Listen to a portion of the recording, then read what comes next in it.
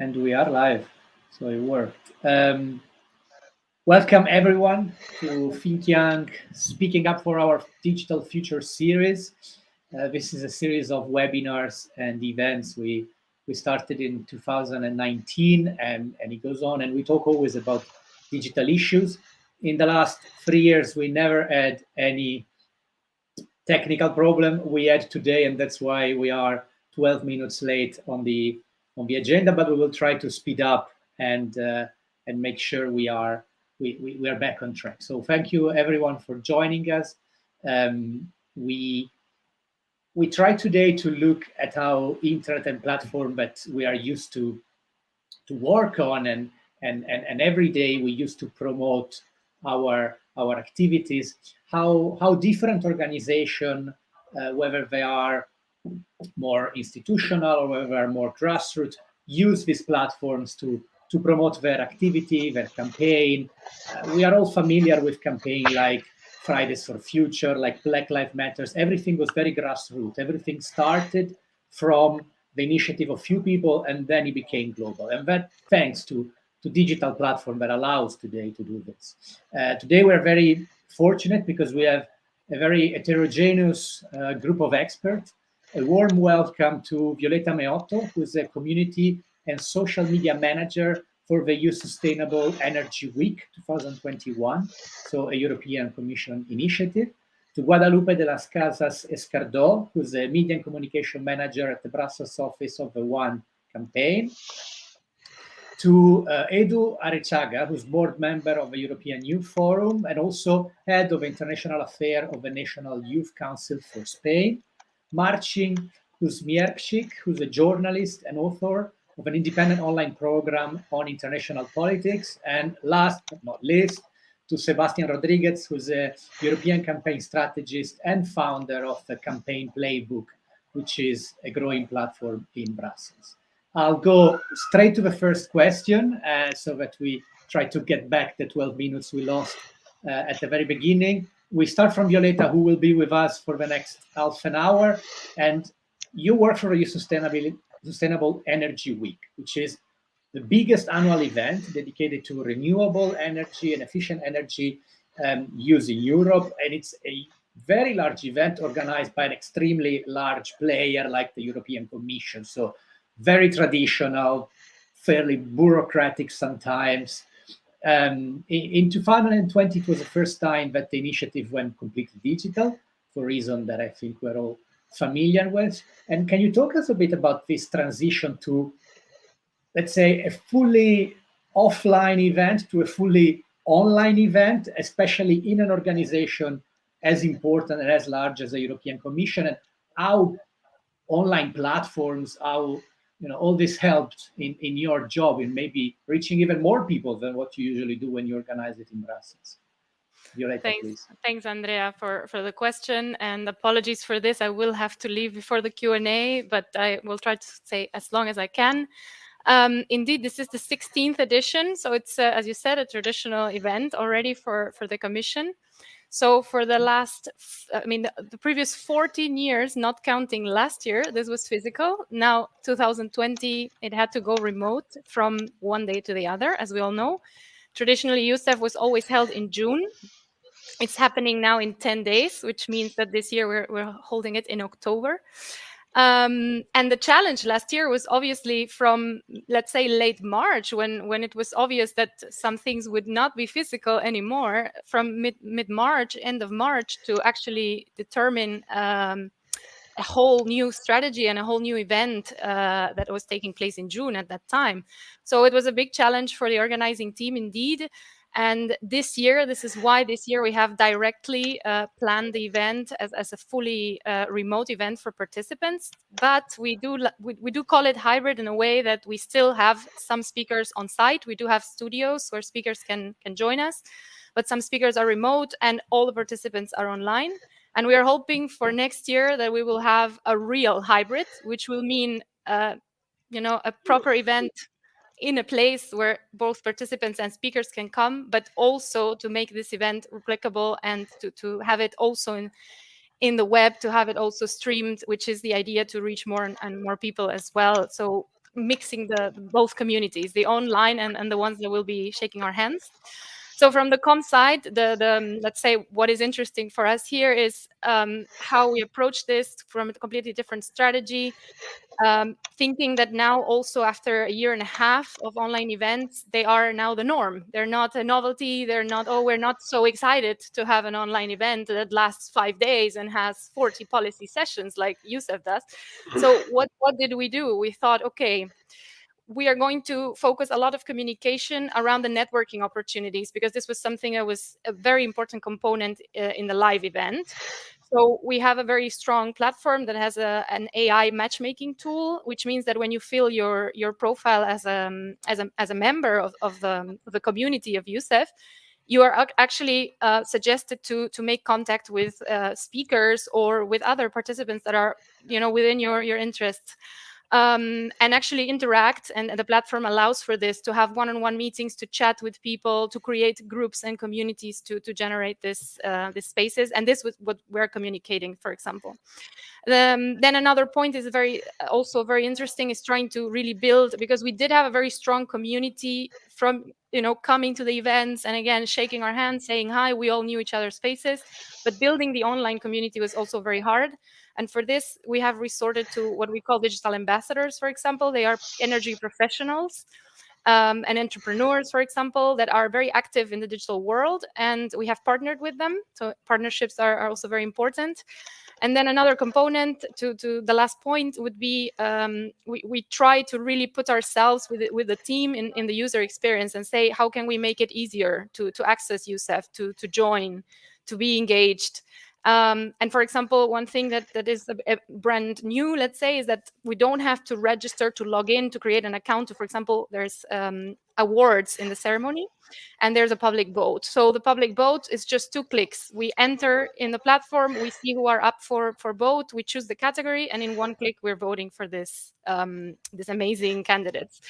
And then, for example, another thing we did is really splitting the program throughout not only the week, but actually this week and the week before, we've been having an extended program.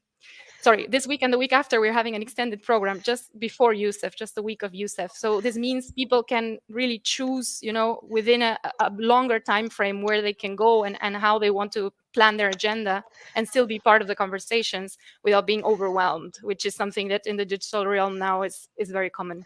So I would say these were the main things we did. Thank you.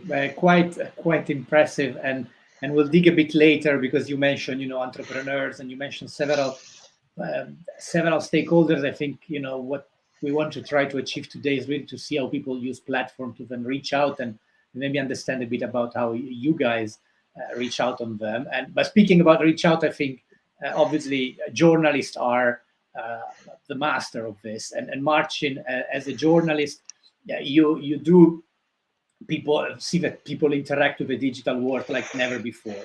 And how do you use social media or the different platforms online for your work? How in your field the most useful aspect of all this new platform that are coming, how does it make your daily life and your daily work easier, or eventually more complicated, even if I think it's probably easier to reach? Thank you so much. Thank you for giving me opportunity to take part in this event. So yeah, the distribution part is of course the obvious one.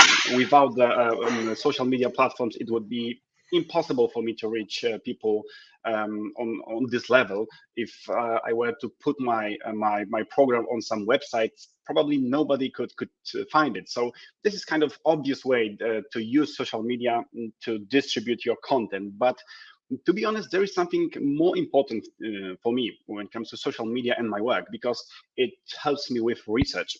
If in my work I use huge amounts of official statements, of press releases, of think tank analysis, And it would be much harder for me to go to each website each time I need some document, rather than using social media, especially that, going to websites of governments and EU institutions. It's not always the pleasant experience, because it's not always as user friendly as the platforms that we all know.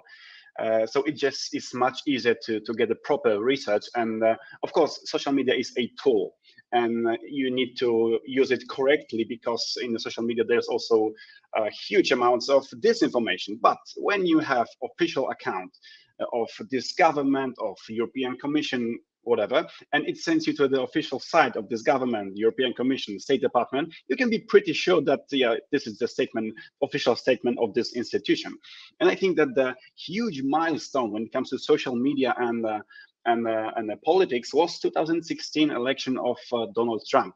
Well, you can think many different things about this controversial politician, but the way he transformed social media usage for politics is it's hard to deny that fact that now everybody needs to be active on social media in order not to seize this huge battleground to the political opponents. Everybody needs to be active. So it's not. It used to be the method to release statement from time to time. No, now it's the day-to-day activities of your foreign minister, of your prime minister, of the head of the European Commission, of what's going on in European Parliament. It's much easier to get information and then analyze it when you have social media, when you use social media in order to search for credible information. And in my work, that's definitely the most important part of social media in my workflow. Thank you, Marcin. And you touched upon policymakers, which gives me a nice link to the question I wanted to ask to Sebastian. You do help pro-EU organization to communicate about the European project, if I can sum up in 2 words your job description. And how do you use, and we'll talk a bit about social media in the sort of now, but let's face it, there are not just social media, there are many online platforms out there and digital tools. There are many digital tools that people use to share and communicate. And how do you use these tools to communicate about the European project and to help experts to communicate about the European project? And based on your experience, do you think, online platforms have played or are currently playing a key role in mobilizing youth? As we said before, Fridays for Future, Black Lives Matter, there are many youth movement grassroots have started thanks to online platform. Can you tell us a bit about your experience in this?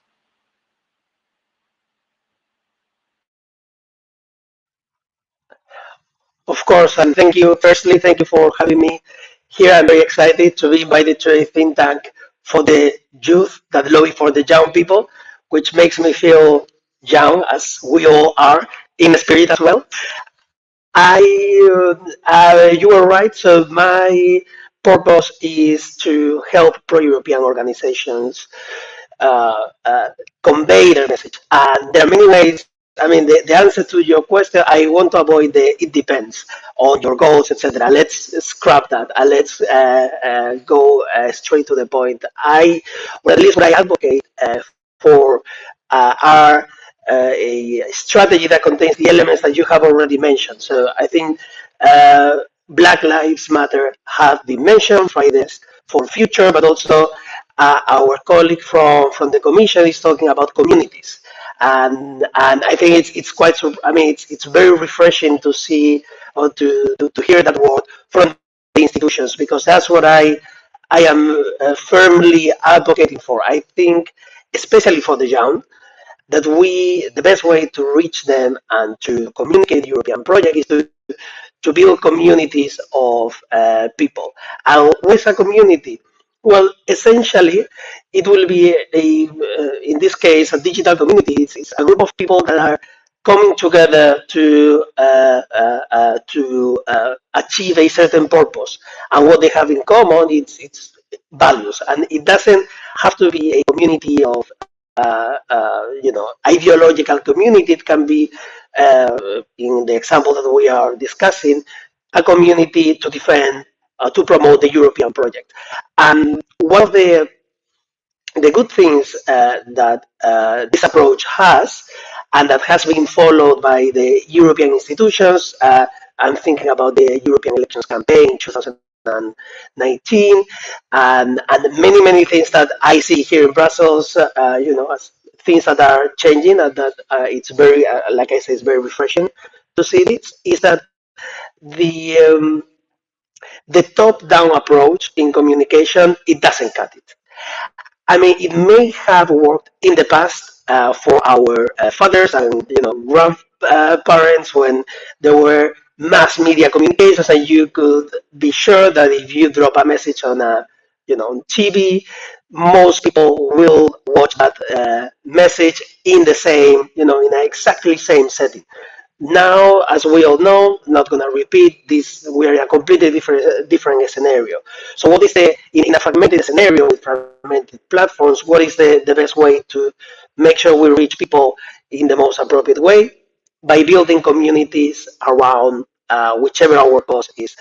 Um, I think to build those communities, of course, you need to. So you cannot apply new power structures like digital organizing or community organizing or grassroots, as you said, without bringing new power values. And sometimes what I have come across is organizations that say, look, we want to do this community organizing, grassroots, whatever, but we are not bringing the values. And especially for the young people, that really, I mean, there is a huge clash, because what people, especially young people, expect from this type of initiatives is that they feel empowered, that they feel that they are given agency, that they are given a chance to express whatever the issue is in his or in their own terms. And for that, digital is key, because digital, what it will help you is to scale and to be able to do that at a massive scale. And I'm very happy to continue or to build on that a little bit later if we are short of time. But there are multiple examples already of successful projects and initiatives, and I think this is exactly the way forward. Thank you very much, Sebastian, and also for being conscious of the time. And conscious of the time, we know, Violeta, you have to leave us in about 10 minutes. So I'll skip a couple of questions. Come to you on what Sebastian was starting to show, and then he kind of said, guys, I'll tell you more later, and maybe now your time to tell us more later. There are several tips and tricks that I'm sure you use to engage with people online. We are very familiar, I think, by now, all of us, with organic growth compared to paid advertising, etc., etc. How do you promote? Which are your tips and tricks when you promote the EU Sustainable Energy Week? How do you do your work on a daily basis using this platform? What can you tell us about this? Do you guys have a budget when you do this kind of activities? So you have some paid advertising as well, or how does it work? I have to say it is very fun. We do have a budget for paid advertising, but it's compared to other events that have the same magnitude of USEF, it's actually quite small. So we are only using it for main milestones, meaning registrations or things that we know we need numbers. But I think we're also working a lot on really on the organic side. I think a key to this, and maybe this is why I wanted to, when Sebastian was talking, I was already thinking so many things. I think a key to this is really speaking the audience's language, and the institutions sometimes are a bit difficult in this sense, and even sometimes our managers, when we come up with some proposal, it is still a bit sometimes difficult to pass something that is not, let's say, public sector language, or what we like to call EU jargon, or Also acronyms. There is something called death by PowerPoint, but I think there's also something called death by acronyms. When you see a post with so many acronyms, I'm also a bit shocked sometimes that even myself working in this, I sometimes do not know, because of course we cannot be experts on all the content. I mean, we have the people within the commission that are experts, that are researchers, that are the policymakers, that of course provide us the content. But indeed, as a social media manager, in the end, Youssef is about sustainable energy. It's about clean energy. It's about green energy. But the other terms, sometimes this is not something that is for, to put in a tweet. Let's put it like this. So it's interesting how to make this the topic itself attractive in few characters. And I think two things that I will just leave here for you guys also to discuss further, see if we're doing the job well. When I'm not here, you can criticize. Is one, the content for me has to be, as I was saying, accessible, but also it has to be simple. Simple doesn't mean that it is, simple is difficult. It doesn't mean that it is, condescending, or that it's for, a granny or a 5-year-old to read. We're not saying this. We're saying it has to be respectful also of the audience's time. If a post that I make is too long and people are wasting their time reading this to understand if they care or not about what I'm saying, then that's a problem. So I also think we have to be simple to respect, our audience and respect their time. Indeed, in the end, if someone is interested in the post, they will click, link, follow, read more, be more engaged, and that's one thing. And then the other thing I wanted to mention is that particularly this year and the previous one, so we had 16 editions of Youssef, but just 2 editions of the youth event within Youssef. And this is something that's a big challenge for us. And I want to point it out because, of course, we are here in Think Young. We have partnered with Think Young for this, and also particularly for the event we're holding within Youssef. It's a communication hackathon, communicating energy challenges. So very special kind of hackathon. And we have partnered with AN, which is the European Youth Energy Network. So also knowing that we have this, coming back to the community point, right? Knowing that we have these partnerships is also important, because we know that these are the people that have, the databases, the network, and really the reach to the people that we want to reach with this kind of activities. Youssef traditionally does not have a massive youth followership, so we're building it this last 2 years especially. So it's very important for us, and this is key. So this is the 2 points I wanted to leave you with. Can I thank ask you so much. Yes. Before, we still have 3-4 minutes. Yes, of course. If you can share, usually how many people attend, or for this one coming, how many would you expect, more or less? I can tell you the numbers of last year. Last year it was 4,600 people connected. Yes, unique viewers. So quite a big event, and there was almost 20,000 votes for the awards last year. Wow. And when you were, let's say, offline, how was the participation? Like, how many people show up actually to the event itself? It was also a very big number, around the same, because actually, as I was saying, a lot of stakeholders really love to come to the fair. There were all, physical stands. We have that online now, but there were physical stands. There was a lot of movement around the week itself. So we had around that number, not every day, of course, but around 1,000 people per day of the week. Yeah. And somehow the online allow you to keep the same number, maybe to reach actually new people, interact that probably didn't even know about you guys. When we're talking about hybrid, we're thinking that hopefully we can, next year we can have the people that love to come to Brussels to network for this event and love to be here listening to people on site, and then that we also can reach those that cannot come. And this is a barrier that thanks to digital world we can breach. There's good and there's bad, but this I think is one of the good sides. I know, and I like when you were saying, you partner with different organizations and you use, the tools that all the online world gives you to target also new potentially new participants. So you're able to actually find out who they are or who you want to target, and then make sure that through organization or the tools that the digital worlds allow you, then you're able to actually get in contact with them. Great. Then, a couple of minutes more before you leave us, Violetta. Thank you very much for. We know you're the week before the event. So disappear, but as I said to the audience, if there is a question directed to me, please feel free to share it with me after. Thank you. Thank you, and thank you again. 1 week before the event, we know it's very stressful, so time is extremely tight.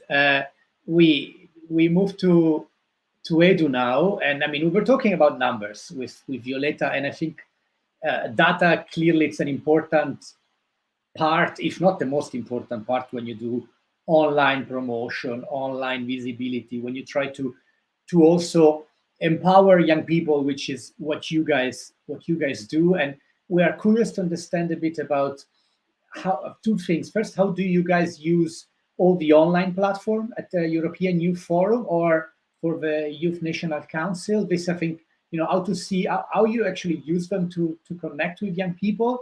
And in particular, if you can maybe give us a practical example of the 25% project, which I know is something our team was very interested in, and how you use the online tools to, as we said, to connect with young people, but also to empower them eventually. So if you can give us some explanation on this, some of your ideas on all that.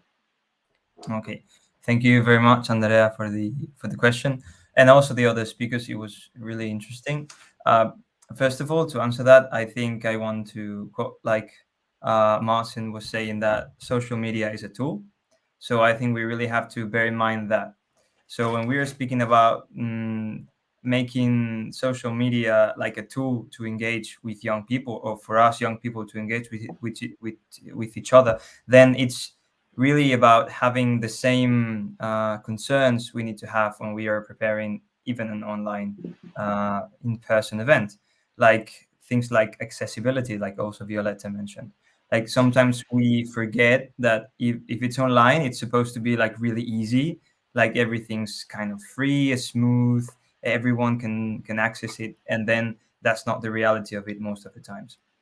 Then also in the European Youth Forum, when we are trying to prepare something or to organize something, we bear very much in mind not to only have let's say privileged young people in our events, which is sometimes the case when we are organizing things even, I don't know, in the mornings or in the time schedules where young people usually we are studying or working and so on. So that's something like we really need to take into account. And sometimes it's complicated when you have to organize an event also with, for example, policymakers or people that are like in their job schedule time. So then it's kind of complicated. But what we've seen is that mainly with online platforms and online events and social media, then sometimes we are able to skip this gap, no? To make, for example, rural youth able to access these kind of events, even if sometimes there's difficult for them to connect to the internet. But it's true that it makes them closer, or it makes us closer sometimes to institutions.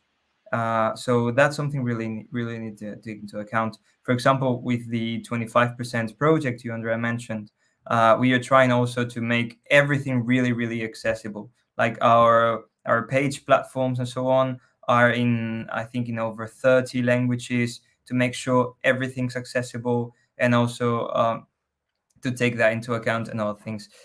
Talking, for example, about the language, and Violeta was mentioning it about putting it simple. It's not just to use simple language or simple terms, or try to not to get this death by acronyms we were mentioning. It's also about taking into account that most people don't speak English, and that's the reality of it. Like if you go to any place in the world and you get in the street and try to speak English, not many would understand, and for sure won't be able to give a conference in English and to ask interesting questions and to read about European policy and so on.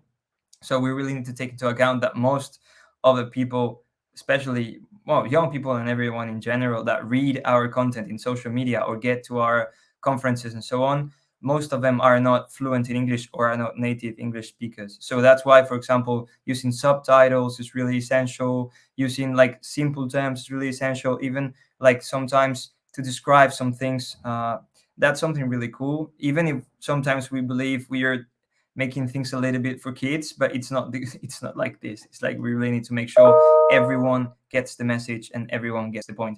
And just to finish it, because I don't want to be too long, when we're talking about also empowerment, social media, it's a tool, and online platforms are a tool, but not just like the objective itself. So in the youth forum and in our organizations and youth councils, we really want to make sure young people, we are empowered, because we do have the motivation, we do have the abilities, most of the time the skills, but we don't really know sometimes how to channel it, where do we put it. So in the 25%, apart from getting over 15,000 ideas from young people all over Europe for the future of the European Union, we also want to empower us to make sure that when we have an idea, what do we do? So then there in our social media, we have this kind of interactive dynamic handbook. So there you're like, okay, I do have an idea in a grassroots level. What can I do? So then you have some tips, some abilities, some trainings, some resources, and so on. And then you go up and up to be able to implement your idea and do it. And we've seen really good examples, as we've mentioned before, of grassroots level ideas that went international even with just a little bit of a push.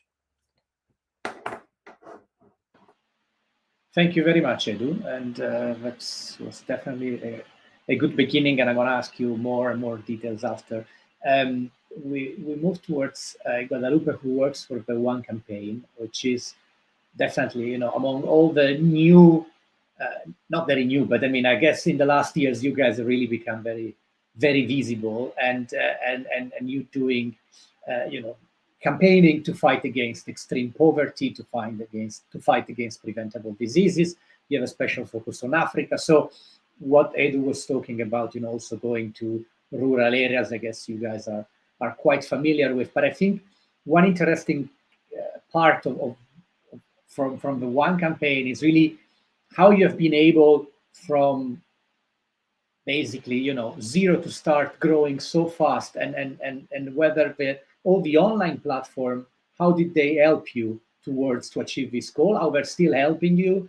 We maybe also to find donors. We will publish a paper in the next coming weeks of Think Young, in which we have done some case studies on how different organizations, Save the Children, the Red Cross, use online tools, online platform, targeted advertisement, etc., to fundraise, and that clearly helped a lot.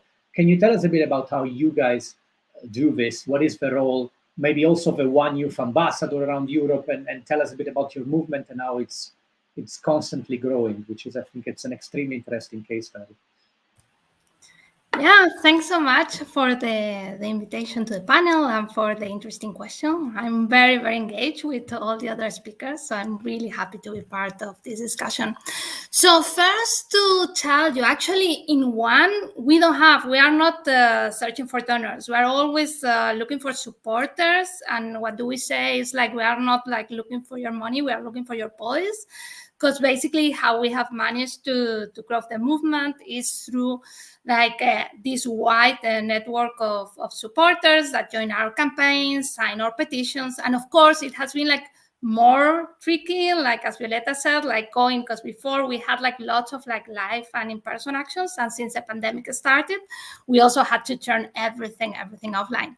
And we have also, since the pandemic, like shaped a bit the debate. And of course, like now our online campaigning and social media is mostly around the unequal access to vaccines and the divergent economic recovery that is splitting the world in two. Like the numbers, for example, are crazy. Now we have like 97 million people that have been pushed into poverty after the pandemic started. So of course we have moved into that. And how do we use social media to actually like achieve our objectives of like raising awareness and raising like funds and making governments actually like tackle this issue and trying to give us like a global response that we are really trying to work hard to get, and we are still like on the way, but hopefully will manage. And the idea is like we have a secret weapon. It's a bit like what Sebastian was mentioning about building community. We have a group of global activists. We have different programs that are targeted to each kind of different setting. We have programs in the US, in Canada, in Africa, and here in Europe. In Europe, they're called our youth ambassadors. And yeah, basically our secret weapon.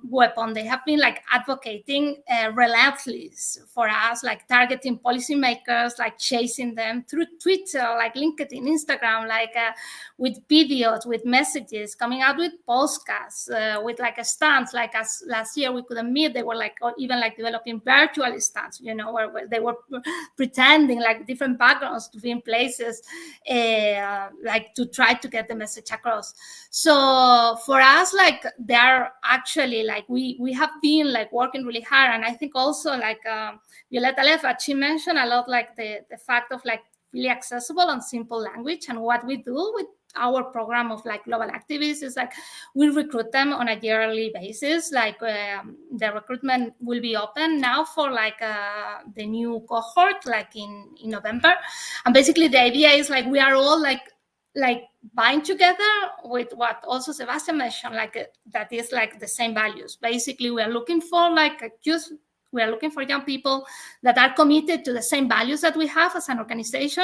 Of course, to end extreme poverty, now to work like something more urgently, to get like a global COVID response, to get like vaccines everywhere, and to try to make the recovery more equal. And we do this, and every year we train them with like different like advocacy workshops, like online trainings. And what is very interesting, and I think this also reflects a bit what Edu was saying, is that we are actually like having lots of input from them. It's not just like, of course, we are like an NGO and we have like our mission and our values, but our actions and the way like we shape our messages to make them like clear and targeted are really much also being shaped by the group of youth ambassadors that are always like influencing our brainstorming, our campaigns, coming up with like new innovative ideas that maybe we didn't actually have before on our own. And just to give you a quick example, because you were also discussing like the difference of like how do we do like with paid advertising, non-paid advertising, organic. And I would say for us, what has been proven really useful is like work in partnerships. Like now our team in Africa has developed a partnership with UNICEF and the African Union and TikTok, basically to counter misinformation about vaccines. Because we realized, like in our target group, in young people, like in Africa, like this was like a big issue. Like after like all the delays in the deliveries, all the different vaccines that are reaching there, and here we are not actually like implementing, like disinformation was a big issue. And we developed this partnership with TikTok, and that has actually given us like lots of organic content. We have like already 500 organic videos, 2.4 million like views of those videos. So I would say for us, like we always try, of course, like you cannot like do without paid advertisement. That's also part of the deal. But also it's been like more and more difficult, especially when you advertise on social issues for NGOs, like with Facebook.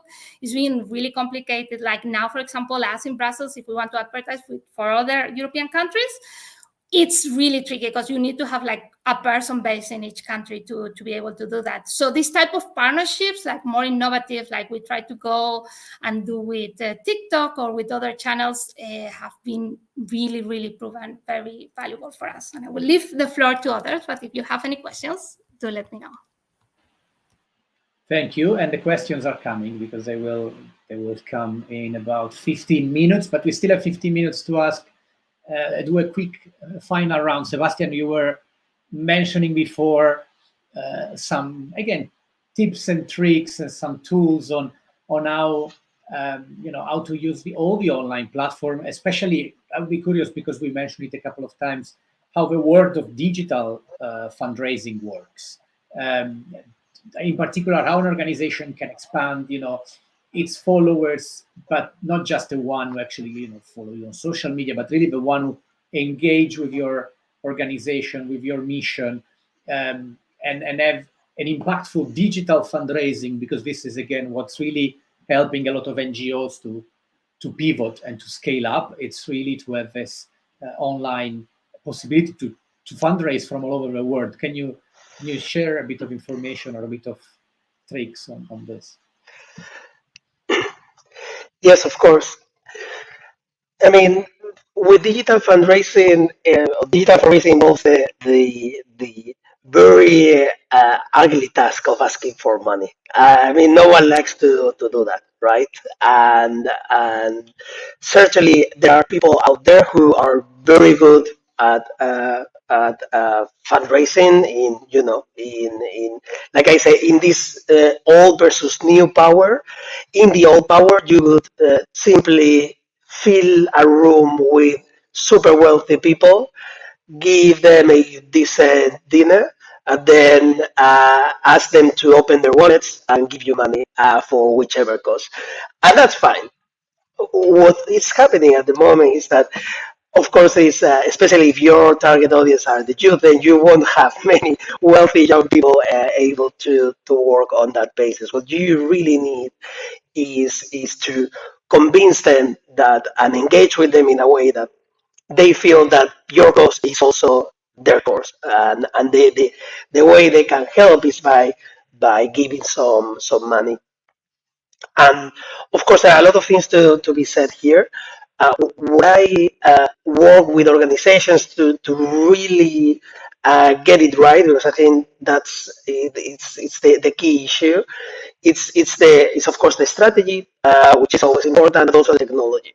On the strategy, I think we have already mentioned the key components. I think you have, in terms of, in terms of an organization, you have to build this digital ambassador or these digital ambassador programs, and you have to be very transparent and very passionate about the way you communicate and act.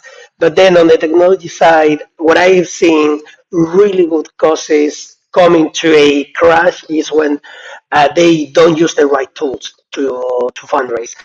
And to think about the tools, if the people watching us today or our colleagues, maybe they've come across these challenges that in the end, getting people from where they are to giving money, it's a very long process. So you always need to look for the technology that allows you to have the smoothest of the transitions.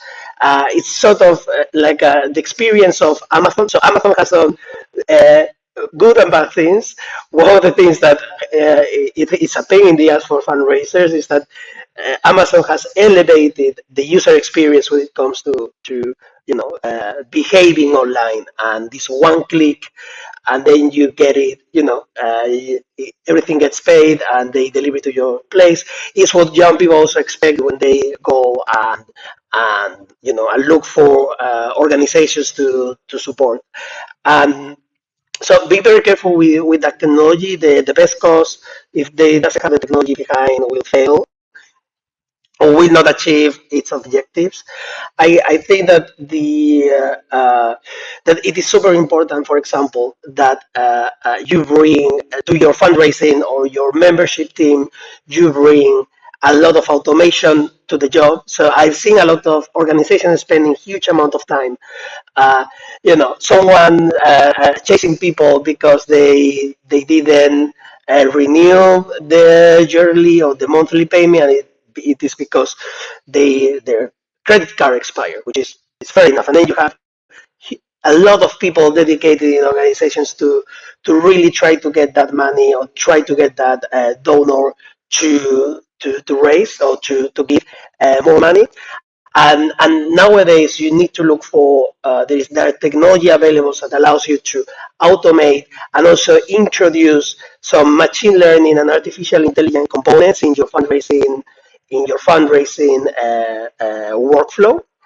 And I have seen many examples. I would like to mention a few. So if you, and it's again simplicity when it comes to fundraising is key. I am a big fan of an organization based in the UK, which is called Led by Donkeys. Okay, I don't know if you follow them, but they are great. and what they do is they have a clear purpose, which is to signal how incompetent the UK government is in handling Brexit and handling the health crisis, etc. And so what they do, they say, we need you to give us money so that we spend all that money in poster campaigns, billboards. They also projected in the House of Parliament like a big video criticizing Boris Johnson. So very innovative stuff, and that's what they do. They don't have, they don't have partners. They only have a website where you can actually donate money and donate money on a recurring basis, and then you see their work, and their work is like very cutting edge in terms of the techniques and the strategies they use is quite impressive. So I think um, uh, I think our organizations need that money if we are in the third sector, or if we are charities, and even if we're in advocacy, like the one that I explained. I think we need to, and if our target audience are not those wealthy people in a ballroom, but actually young people playing on their iPhones, I think we have to be to make or to take very seriously the upcoming technology. So it's all about automation. It's all about user experience, about this one-click experience, and boom, you don't need to fill out the details once again, or you don't need to go to another page, and all that. Is like having this experience will allow you to really meet your objectives. Because, and the last thing that I will say on this is that many fundraisers that I speak to, I ask them, what are you spending, or on which tax are you spending most of your time? And they say, like, I want new members. We need to hit like, the targets for new donors or new members for the organization, and oftentimes what they have is like they have a leak, and they are losing current donors and current members, and one of the things that I always try to say to them is like, you know getting a new donor coming through the door is always more expensive than keeping an existing donor happy within your organization. So sometimes it's, I think the role of the fundraiser needs to involve really giving added value to their current donors and members, trying to leverage and to really milk that cow, instead of trying to think about sometimes unrealistic targets that really stretch everyone in the organization, and in the end, every new person that comes in, it costs 3 times as much as reaching out to someone who is already giving money and asking for a little bit more, for example. Thank you, Sebastian. Two more questions before we open to the public one. One is for Edu. As we said before, you're also part of the National Youth Council of Spain. So let's go down to what's happening at local level, not just international expansion, which is very important, but also then there is a local level, which is the day-by-day life of people. And through the National Youth Council, you channel proposals to the government in Spain, or to the different level of the government. And to do this job, how do online platform helped you in the last years to actually improve the work you're doing, to be in contact with all the member organization, to reach out to new one? Can you tell us a bit about how you used the new tools to actually improve a job that probably was also happening 20 years ago, when there was nothing of all this internet happening and online platform happening? Okay, thanks, Andrea, for the question. There, to start, I'll also go back to what Sebastian was saying. He was talking about money. So I think everywhere money, sometimes it's important.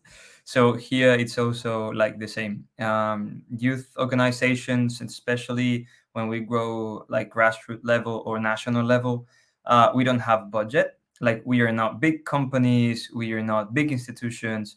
So we most of the times cannot afford to send participants to events, to pay for logistics and so on. So that's why most of the times we weren't invited, or we were invited but we couldn't attend.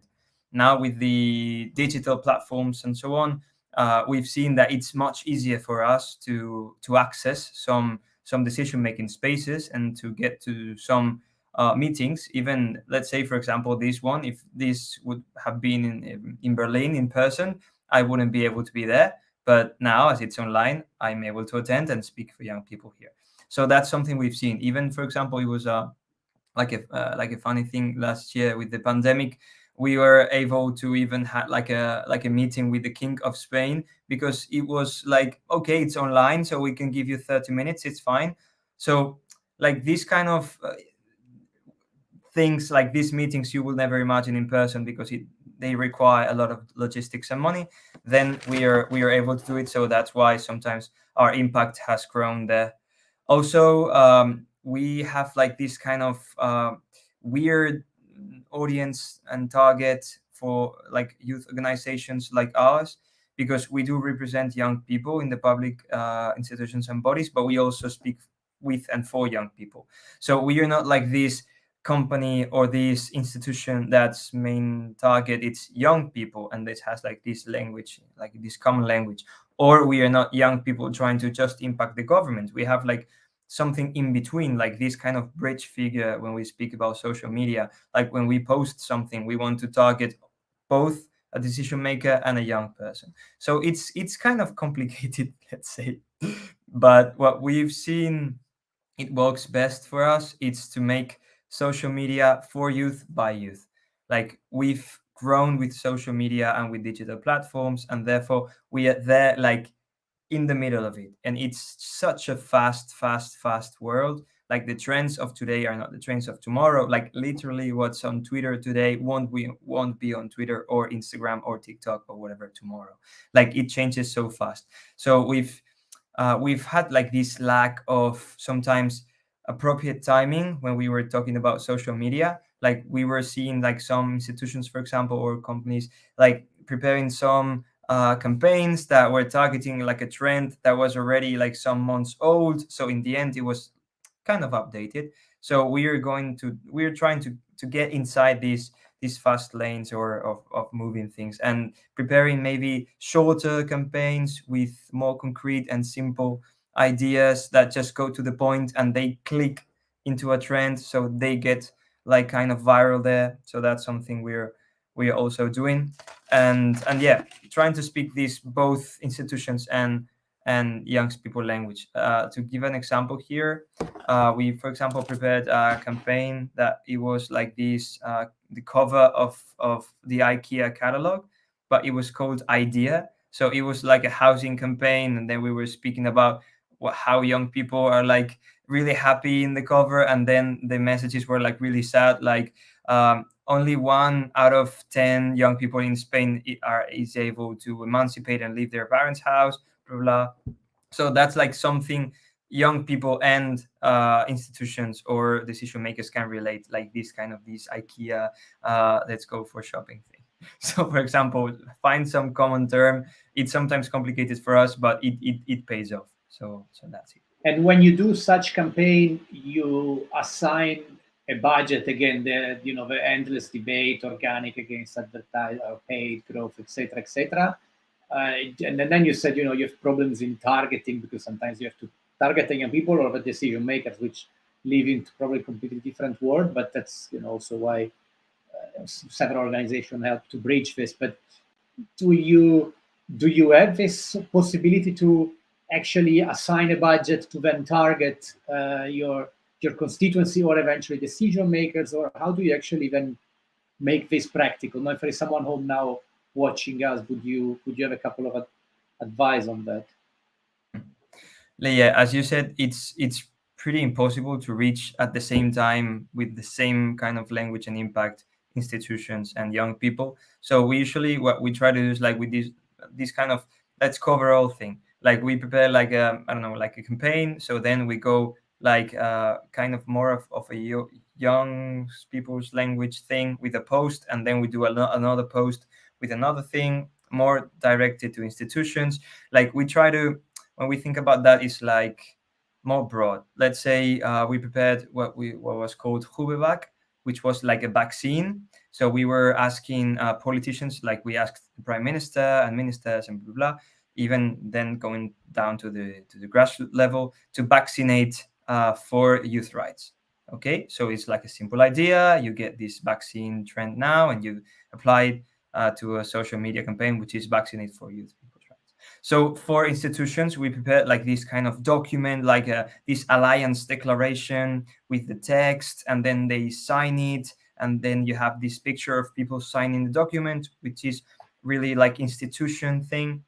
And then we had for young people this kind of video media thing, which was like the side effects of the vaccine, and then you were like touching the emotion of you cannot work, you cannot leave your house, you cannot blah, blah, blah. So then you have like this kind of double target thing, and then it worked for us. So I'm not sure if that was a answer into your question, Andrea, but okay.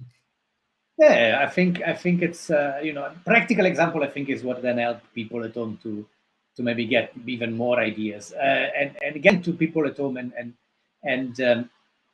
let's say a more and more personalized experience. That's the last question, and then we open it to the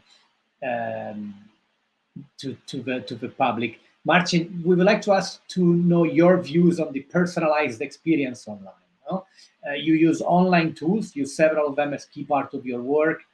Do you think it's important to have personalized experience when you are online? And if yes, how do you make this personalization possible in your daily base?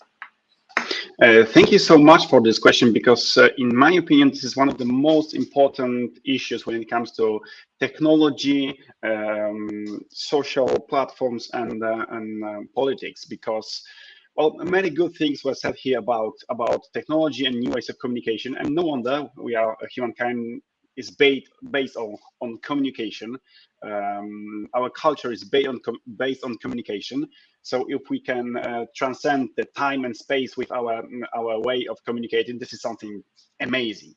However, let's not pretend that this new space of communication does not have, the dark side of the force.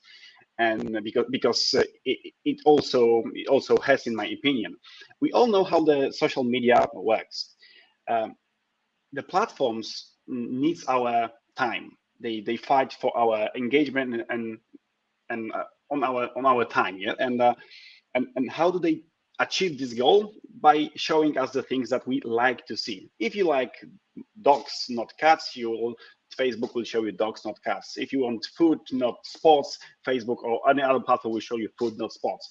And in politics, this is extremely dangerous, in my opinion, because you cannot see the information, views, analysis, only the things that you want to see, like to see. You cannot engage only with the political content that suits your worldview, because this is how the democratic society will fracture. You need to engage with people with different views. So you need to be outside of this political bubble, and it's really easy to get into political bubble on social media, and it's easy to get radicalized within such a bubble. So if I were to give one advice to young, old, any people that engage with political content on social media, do not get stuck in a political bubble. Engage with people with other views, watch some content creators that you do not agree with, challenge your mind, because it's really important that we in democracy can respect and can understand each other, even if we do not agree with our views. So I think that this personalized content for every user of internet when it comes to politics can be really polarizing and can be really, really dangerous for democracy. Thank you, Marcin, also for touching on these points, which are extremely important. And now, if the team who's helping us in the background of the conversation can pop up the first questions from the crowd, and then depending on the question, if it's addressed to someone, this person will probably reply, and if it's not, I would take the authority on addressing the question. So we have Evelyn this comes from YouTube. With so many campaigns, issues, and movements being built online, what are some of the best ways and best practices to stand out in the crowd? Guadalupe would, or I mean, if there is anyone who has some absolutely, if I can ask you to be very short so we can take as many as possible. But Guadalupe, do you have some best practices to stand out in the crowd? And among this, also again, the paper we're going to publish in a few weeks, I think is going to help. But please. Yes, I'm happy to give you an example of what we did in May 2020.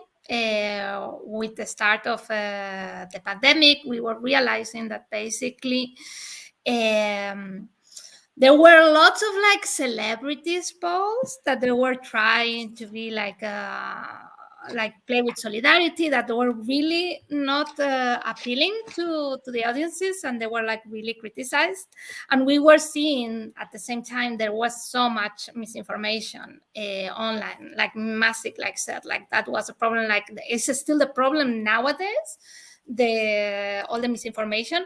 But then like nobody knew like basically what to trust, what sources, and you had like all these celebrities coming out online using their social media and saying whatever, sometimes like fundamented, sometimes not. So we thought like we had an idea, as we had partnered with some celebrities before in the past in different markets that we're working on, to actually ask them to give over their social media accounts to experts.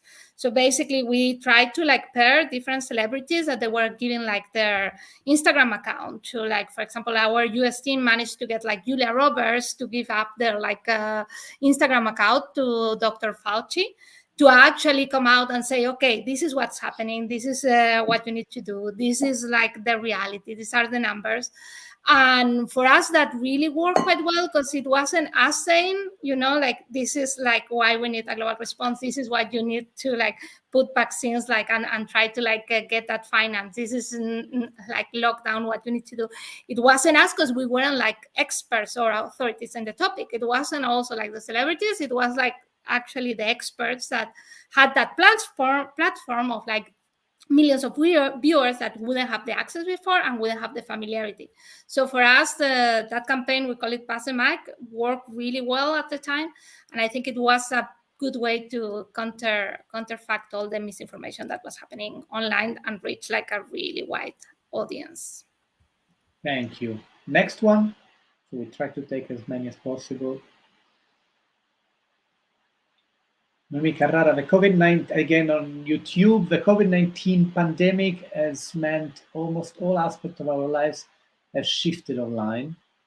How can we make sure that those who are less active online or have a lack of digital skills do not miss or out on campaigns and issue awareness movement? Edu, you were mentioning a bit of how you guys reach out to less, let's say, people who live in rural areas, if I can say that. It's not just that, it's literally people who have lack of digital skills. So it doesn't mean they live in rural areas, but somehow people are a bit outside of a general crowd. And again, we spoke about before about organic or paid ads and targeting, etc. But how do we reply to Noemi? How do we make sure that those who are less active online or have a lack of digital skills do not miss out on awareness? Okay, thanks, Noemi, for the question. Here, my opinion is that we should always try to go back to the basics all the time. Like when we organize an in-person event, we have a lot of things to take into account. But then when we are organizing a media campaign, sometimes we think it's really easy. If you organize like a conference or an in-person meeting, then you need a lot of logistics and therefore also a lot of budget. So here, when we are speaking about media, it's not just about advertising, it's also about making it accessible. So if you want to make it accessible and reach those people that are less active online, then you need to translate things. Again, as we said, use subtitles, and also even organize like this kind of let's do it together thing. Like, for example, I can imagine like some grassroots organizations we have were organizing in in their school centers, like this kind of let's get together and then we'll post together, or we'll like then use a projector and see things there, and then we'll try to learn. I mean, for young people it's easier because most of the times we do have digital skills, so it's something easier to overcome. But then if we want to engage people, we need to train and empower people. That's also because with the 25%, we were trying to try this training thing, like how to take your idea to the big one. So again, it's invest. If you want people to participate in your campaigns, you need to invest in those people to be able to participate, reach for their needs, and then identify what they are lacking for not participating, and then try to fix it. Thank you. Next one, we still take 4 or 5 minutes. Irene, for effective fundraising activity, is a personalized online experience the most cost-effective way to reach those most interested in contributing to a cause or issue? So make sure that fundraising works well. Probably, Stefan, if you want to take this. Sebastian, you meant? Yeah, sorry. I'll go. Yeah. After 1 hour and 10 minutes, Sebastian, yes. Okay. Short answer is yes. I mean, I think, but I want to go further. It's also important to have simplicity. I mentioned the example of led by donkeys. They have the simplest thing you can ever imagine, and it's just give us money so that we keep kicking on this on the Conservative Party and many others as and really there is no personalized online experience. Just go and donate some money. What I think is important when making sure that you are trying, when you are fundraising is like I say, it's a test and it's a test and test exercise. So it's very difficult to know upfront what's gonna work and what that personalized experience is like. So I think it's this trial and error approach is if you're able in the team and also the leadership of the organization is able to really buy into this, I think it's the best approach, because now we see charities and organizations trying to be literally everywhere and say, oh, we have to be on Clubhouse and we have to be on TikTok and Facebook, etc. And they are like a little bit over the place because they really want to reach everyone. And sometimes, like I've said in the past, it's being simple is always, simplicity is always a value. When it comes to fundraising, people need to understand, right up front why they are giving giving money, and also if you engage in more personalized, I understand personalized as more like targeted communication, etc. Then build proper trial and error systems and learn by doing. Whichever in the case of fundraising, it's pretty clear. No, whichever approach is giving you a better return, you cancel the others, you put more money onto the one that is working, and then you make it a system. And everyone in the organization understands that you won't do it right for every single in every single platform, but at least you're trying to learn from it, and that is what will lead you to success clearly. Thank you. Last one, and then for equal opportunities it goes to Marcin, so that's each one has one. Michelle, while reaching out to people who are already interested in a topic, issue, or idea, is a good strategy to build a following. How can campaigns better reach those who are less likely to be engaged? Now, this is a difficult one. This is a difficult one yet, but I'll try my best. So I think it's the very important thing is what Edu said. It's to build your content into a broad context of what is trending. and this is how you can engage with people who might not be interested in this topic, but are interested in the general trend. So use the platforms and means on the platforms that are effective in that period of time, and maybe that will lead the whole methods of reaching for other people will lead other people to engage with your campaign. That's how I would that's my best bet to just to get the trends, online trends on online platforms and use them. Thank you very much. If I may, super quickly Yes. to Michelle, I think you said that you already have the people interested, and just apply the simple rule of marketing, which the most effective method is the word of mouth. Use your current people to to bring those who can be less engaged. Why? Because those who are less engaged, they will be more likely to follow the advice of a friend, like we do when we go shopping, for example. And it is very likely that the people who follow you has people, who might potentially join your cause. So really use the people you already got to bring, you can do it through an affiliated program, like you can do some gamification exercises. So you can say, if you bring X number of people to the organizations before the end of the week, then you offer something, some goodies, or I don't know what your organization is about, but something that makes sense, that is in line with your organization values and objectives. And my experience doing this type of things is that in the end, around 1/3 of you should expect that around 1/3 of your people had been brought to the organization thanks to those who were already inside. So I think in terms of numbers is quite an interesting approach, and it works. Has to be done right, but give it a go. Let us know how it goes. Thank you very much. And first of all, let me thank you all for your attendance and for being here. The people who watched us.